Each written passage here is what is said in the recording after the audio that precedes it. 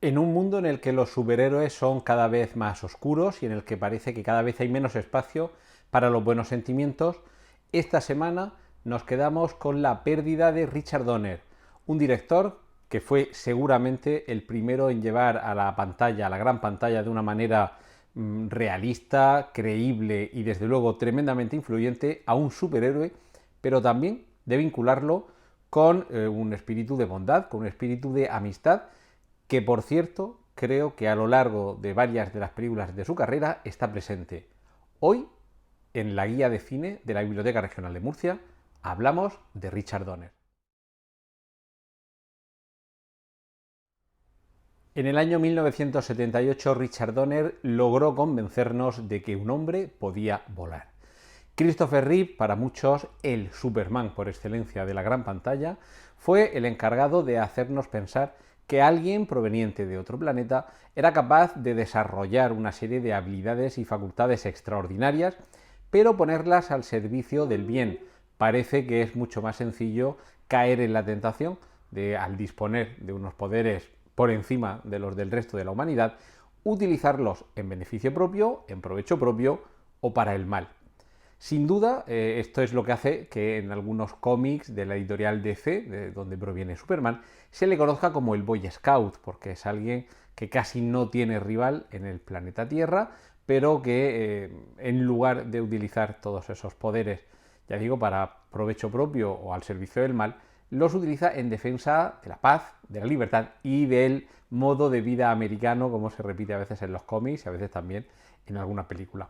Lo cierto es que en el año 1978 Richard Donner no era esta desde luego su primera película, no era este desde luego su primer gran éxito, pero sin duda a partir de aquí hay un antes y un después en su carrera, y para muchos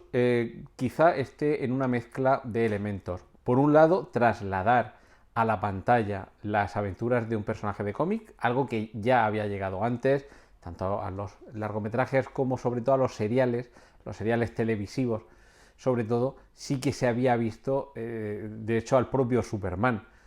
Pero sí que es cierto que nunca como se vio en esta película, también, entre otras cosas, por unos cuidadísimos y avanzados, sobre todo para la época, efectos especiales, que consiguieron precisamente ese eslogan al que me he referido y que forma parte del reclamo principal para ir a las salas en 1978 y en todos los años posteriores. Usted creerá que un hombre puede volar. Y lo cierto es que, evidentemente, además de superposiciones de imágenes que hoy día nos pueden parecer incluso un poquito primitivas, pero hay algunos efectos prácticos de básicamente un arnés, unas cuerdas, unos nylon, unos cables de acero del material que sea, invisibles, y no desde luego porque se borraran por ordenador, sino porque tenían la capacidad de ser tan delgados que la cámara no los captara, y además se jugaba con el enfoque para que no hubiera ningún reflejo y que no se viera. Pero hay a lo largo de esta película numerosos momentos en los que vemos cómo realmente el actor está descendiendo, está ascendiendo, y vemos que no es una superposición de imagen, ese efecto práctico que nos hace creer que efectivamente ese señor que está ahí se está levantando del suelo y está volando, nos trasladaba a otra dimensión de la fantasía, porque tomaba partido de una realidad que estaba sucediendo, si no ante nuestros ojos, si ante las cámaras que lo estaban captando. Pero como digo, quizá ese espíritu que subyace al mensaje que hay en Superman,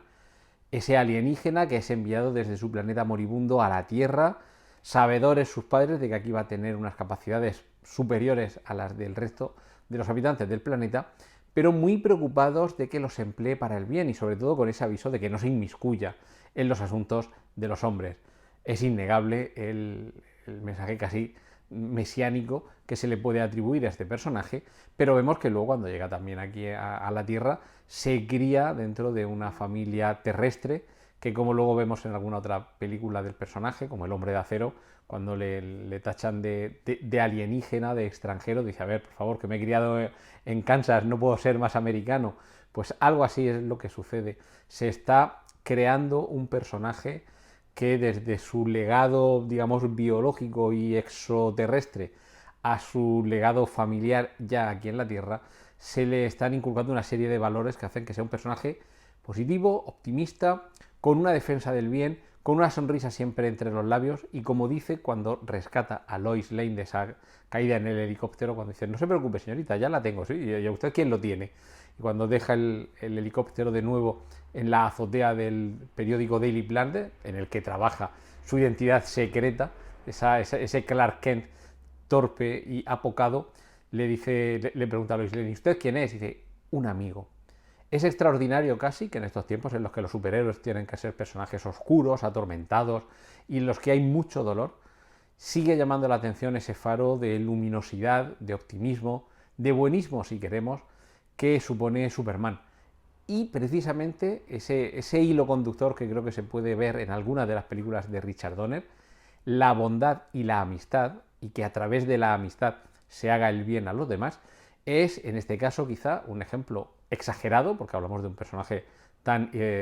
fantástico como un superhéroe que además pasa completamente desapercibido en el planeta Tierra porque no se diferencia en nada de nosotros externamente. Y bueno, también tenemos que caer en esa suspensión de la incredulidad de, vale, viene de otro planeta y adquiere estos poderes porque su sol es rojo y el nuestro es amarillo. Venga, vale, nos lo creemos. Pero ya digo, como trasfondo, yo creo que ese mensaje de bondad y amistad en esta película es claramente distinguible, pero no es la única película de Richard Donner en la que vemos esa bondad y esa amistad. En el relato llevado al cine, Cuenta conmigo, de Stephen King, se dice lo que yo creo que, o al menos así lo comparto con mis compañeros de octavo B de EGB, que es una verdad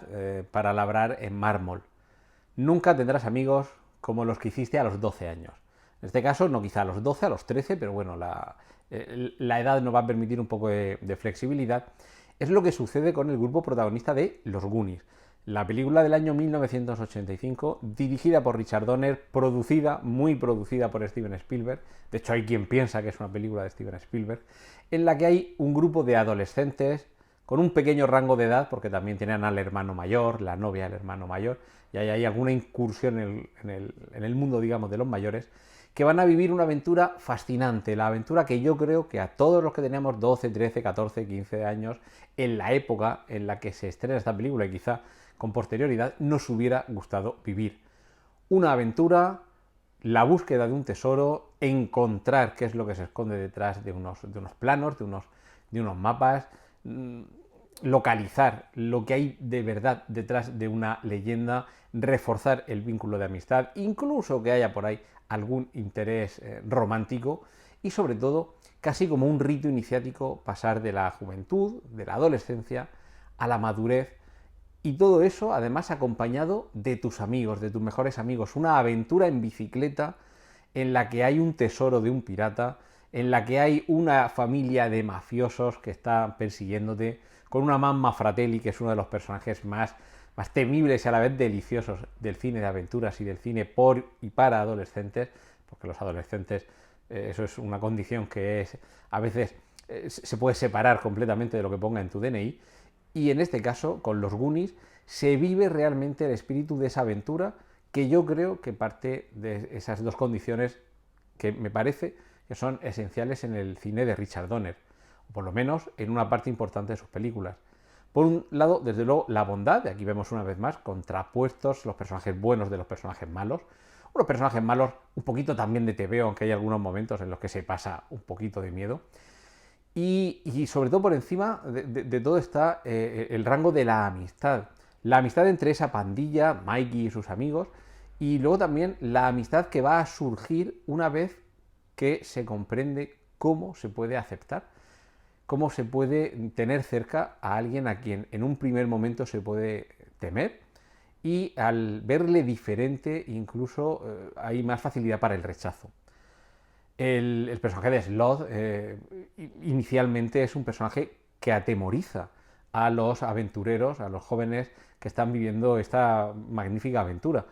Pero van a descubrir que realmente hay bondad en ese personaje, hasta el punto de que se le abre entre dos de estos personajes una amistad que se va a extender a todo el grupo.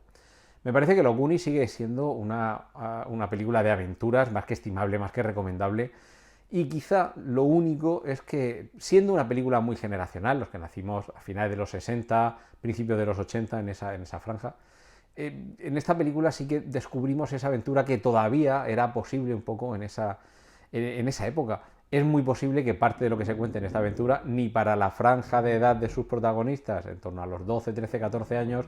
hoy pueda ser más o menos asumible. Y desde luego, en la época en la que estamos, década de los 2020, no sé, estas aventuras es posible que queden un poquito naif. Pero sigo convencido de que la bondad, la amistad y ese mensaje positivo que Richard Donner nos traslada en Los Goonies sigue presente, está ahí, sigue siendo válido. Y eso sí, es posible que a la hora de poner a nuestros hijos, sobrinos, hermanos pequeños esta película, a lo mejor hay que ponerla un poquito antes de cuando la vimos algunos. En mi caso, en el año 85 cuando se estrena, en ese verano yo tenía 14 años y era el momento de ver esta película. A la vez a mitad de los años 80, con 11, 12, 13, 14, 15 años, y es tu momento de ver esa película, de querer vivir eso y de pensar que tus amigos, tu pandilla, casi podíais vivir aventuras similares. Es decir, la amistad y una vez más la búsqueda del bien para no tanto para uno mismo, no tanto en provecho propio, como para ayudar a los demás, que es también parte del mensaje que hay detrás de esta película, son fiel reflejo de lo que yo creo que a muchos ahora que ha fallecido Richard Donner les está llegando como mensaje de la vida de este director. Porque, bueno, los testimonios de gente que lo conoció y que hablan bien de él y de su bondad personal, en el caso concreto de esta película, quizá cristalizan en un vídeo que ha salido estos días, en los que ha fallecido, como digo, Richard Donner, en los que se ve como tras el rodaje de los Goonies y después de haber estado varias semanas, algunos meses sin verse y haber formado una piña tan importante entre los actores, el director y el equipo de rodaje, de manera sorpresiva Steven Spielberg organizó una excursión, un viaje a Hawái con los actores, con el elenco protagonista de los Goonies para sorprender al director. Y la grabación de esa sorpresa, la mirada, el gesto de felicidad de Richard Donner, el cariño con el que todos se abrazan, es quizá un poco ese ejemplo de que esa aventura que se vivió durante el rodaje de esa película fue mucho más allá de lo que a los espectadores nos ha quedado como legado en la pantalla. Así que ojalá que todos podamos vivir aventuras y que todos podamos tener amigos como los que se hacen a los 12 años o aventuras, como digo, como las que se tienen si eres uno de los Goonies y además procuras tener siempre a tu equipo contigo.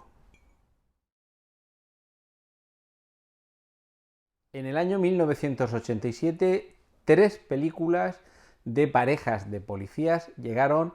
a los cines estadounidenses. Procedimiento ilegal, Superdetective en Hollywood 2, ocuparían respectivamente los puestos 3 y 1 en el podio,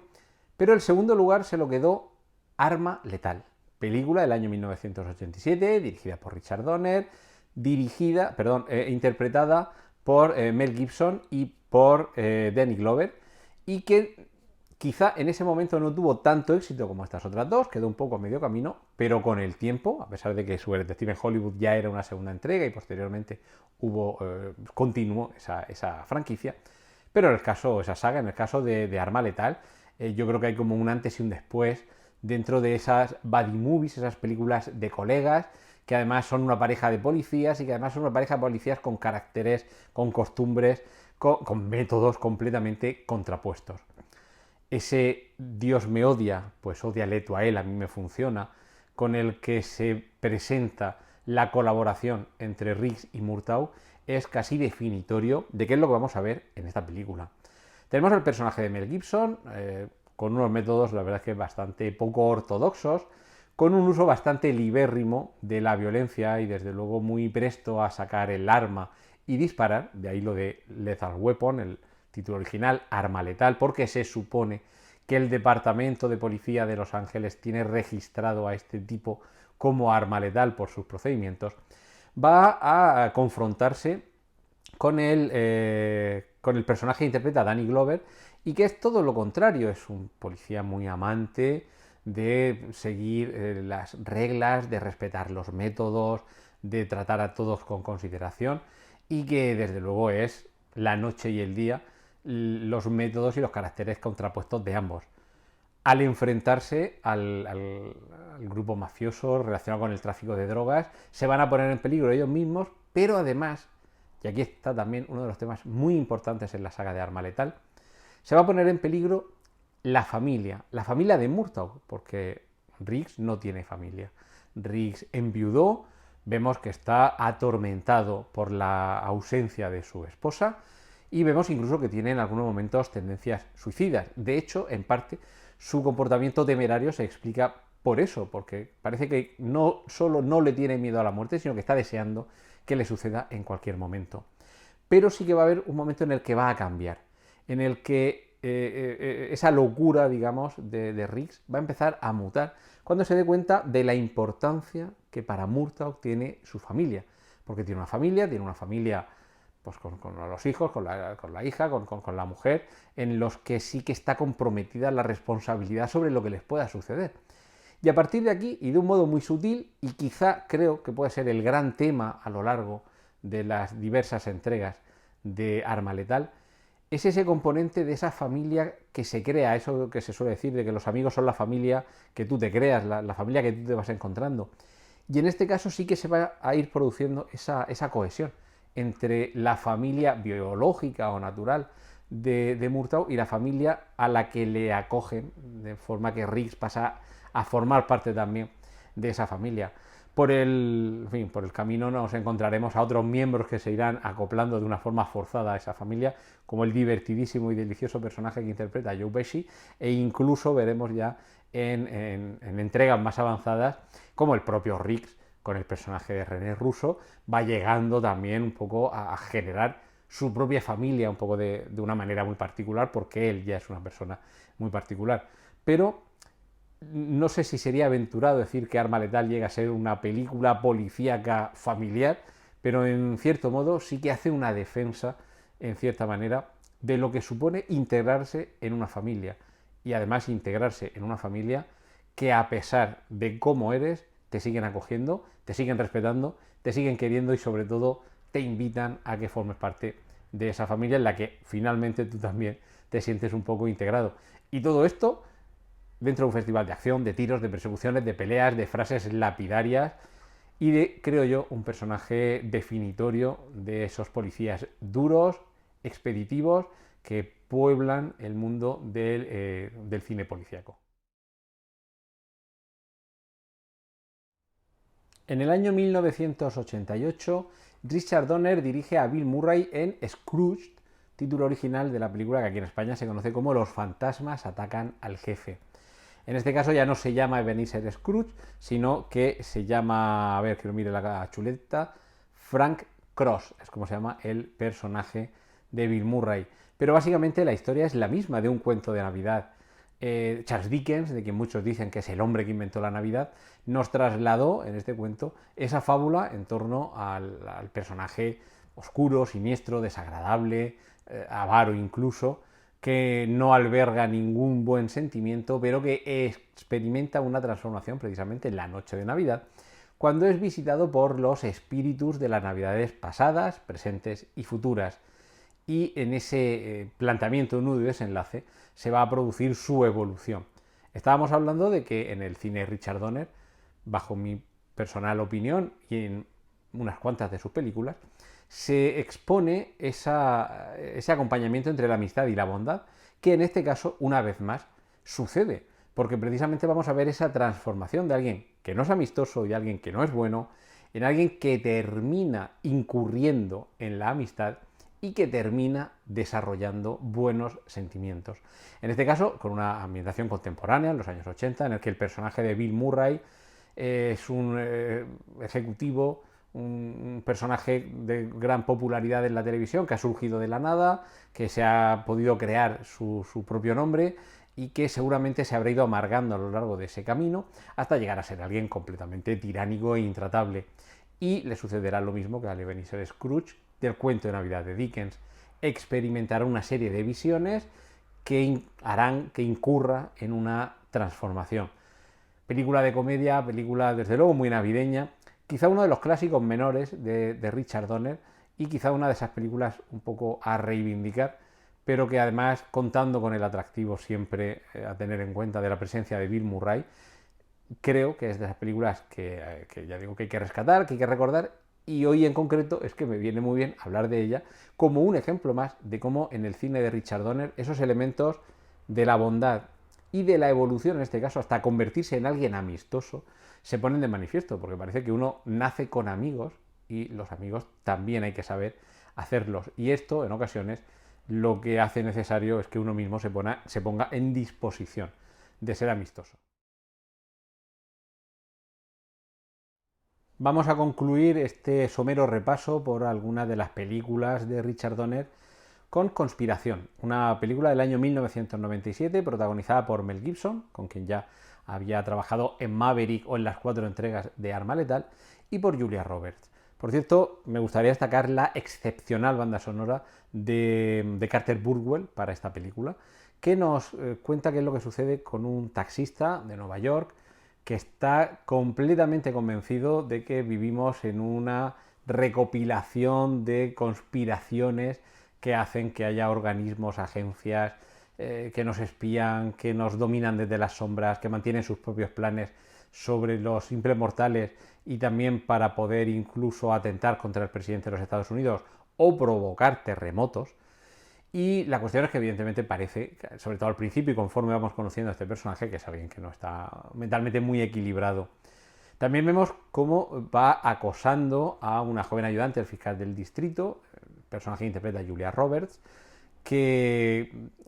se establece ahí, digamos, una relación que, claro, rayana en el acoso, por no decir casi enteramente de acoso, pero al mismo tiempo él está preocupado por ella y él trata de trasladarle una información con la que pretende ayudar a los demás. Volvemos de nuevo a la bondad, a tratar de hacer algo bueno por los demás. Vamos a descubrir que sí que hay algo de verdad detrás de esas preocupaciones, de esos temores conspiranoicos del personaje protagonista al que interpreta Mel Gibson, porque descubriremos que le van a secuestrar, que le van a torturar, que van a intentar sonsacarle información y que quienes lo hacen también parecen pretender en fin, perjudicar de alguna forma al personaje que interpreta Julia Roberts. Vamos a ver que el propio domicilio del personaje que interpreta Mel Gibson es más propio de alguien que está un poco desequilibrado mentalmente, pero precisamente gracias a ese extremo uso de las precauciones se van a salvar. Quizá de una forma demasiado expeditiva, demasiado exagerada, pero lo cierto es que lo tenía muy preparado y quizá en ocasiones lo bueno de ser un conspiranoico con manía persecutoria es que el día que van a perseguirte a alguien que forma parte de una conspiración, logras salvarte porque estabas muy bien preparado para ello. Pero además de ser una película de acción, entretenida, de intriga, sobre todo en esta película, y por continuar con este mensaje sobre la bondad y la amistad en el cine de Richard Donner, vamos a ver que la motivación principal del personaje de Mel Gibson precisamente no es el bien propio, sino el bien hacia los demás. Tratar de hacer el bien hacia los demás, tanto hacia el personaje de Julia Roberts, por protegerle y que a ella no le pase nada, como tratar de proteger a los demás desvelando esas conspiraciones que, en fin, realmente lo que buscan es un provecho para unos pocos a base o a costa de un perjuicio para unos muchos. Y luego, lo habíamos visto también en los Goonies, como desde ese rechazo inicial en el que un personaje nos puede parecer, en fin, esta persona no está bien de la cabeza, es más bien digno de lástima que de otra cosa, pero sí vamos a ver cómo hay una cierta evolución hasta el momento en el que Julia Roberts comprende al personaje. Comienza a darse cuenta de que no son todo desvaríos, o por lo menos no son desvaríos muy alejados de la realidad, y que a pesar de que el mensaje sea estridente, sí que merece la pena prestarle atención porque a lo mejor lleva razón este hombre. Y bueno, de una cierta forma, pero también va a surgir ahí una cierta amistad. Así que, una vez más, Richard Donner nos pone en pantalla una historia de bondad y de amistad, aunque ya hemos visto a lo largo de este somero repaso que puede ser un alienígena que procede de otro planeta, puede ser un grupo de amigos adolescentes, puede ser un policía un poquito expeditivo atormentado por la pérdida de su mujer, o puede ser un conspiranoico que realmente es aquello de que el loco, en muchas ocasiones, como sucede en el Quijote, es el que sabía un poco la verdad y aunque había vivido toda su vida loco, prefirió morir cuerdo. A ver si en este caso también algunos locos de vez en cuando hay que hacerles un poco de caso. Y no me gustaría despedirme sin agradecerle profundamente a Richard Donner esos grandes momentos que nos ha hecho pasar en el cine en la década de los años 70, 80 y 90, sobre todo con esas películas que suponían un gran momento. Siempre que se estrenaba una película de Richard Donner, hay otras películas de miedo, por ejemplo, pero veíamos que en la cartelera a lo mejor no era un nombre que tuviera tanta fama como otros, pero lo cierto es que era sinónimo de éxito y sobre todo sinónimo de pasarlo bien con una gran película. Así que gracias, Richard Donner.